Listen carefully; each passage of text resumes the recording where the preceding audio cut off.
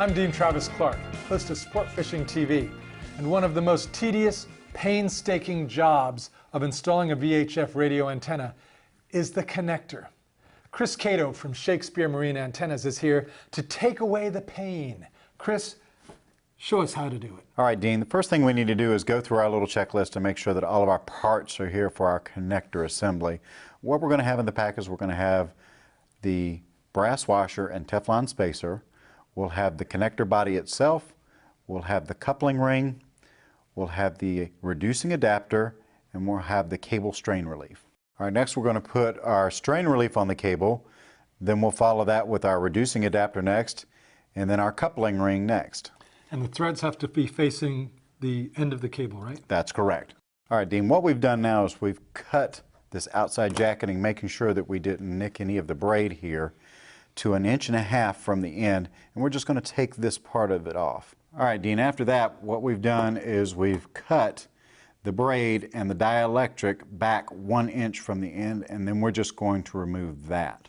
Right, dielectric, that's the inside insulation between the braid and the center wire. That's correct. That's this little piece right here. Gotcha. All right, so the next thing that we want to do is we want to take this braid and we want to fan it out just like this, and then we're going to fold it back over our reducing adapter, just like that.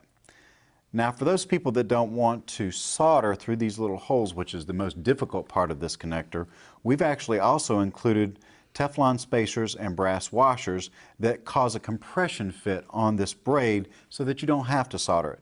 So what you do is you take your brass washer and you put it on first, just like this, and then you put your Teflon spacer on, just like this. And so the solder would hold the braid in place, and that does it instead. That's correct. Since we're proficient in our soldering, we're just going to solder this particular connector, so we're not going to use these brass washers and Teflon spacers.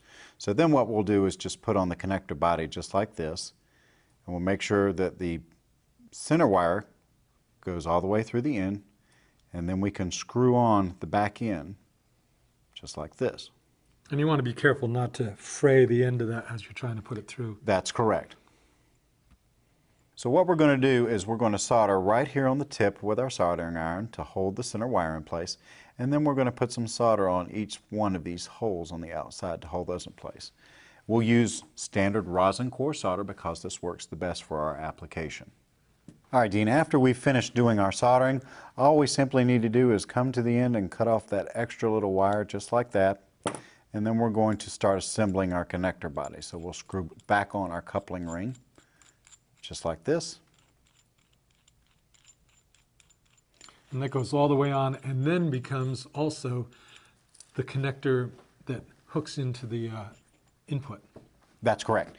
And then we'll just slide our strain relief onto the back end, and our connector is complete. Sure, make it look easy. So Chris, those are two superb ways to install a new connector, one with solder, one with limited solder, but there's an even easier way, and you've won an award for it. Tell me about that one. Yeah, Dean, this is pretty neat. This connector is real easy to install. All you need to do is just cut your coax off flush, just like that, and that's it for the prepping as far as the coax goes. Then you just take your coupling ring and put this on to the coax just like this. Then you'll just push the connector in, just like this. Take your standard pair of pliers and crimp on the back. And those have teeth in them that bite into that cable, right? That's correct. And that's how it actually pierces through the jacketing to make contact with the braid. Then you'll just screw on the back end of your connector, just like this, and your connector is complete. Whoa, now that can't be easier. So there are 3 easy methods to take away all your connector pain.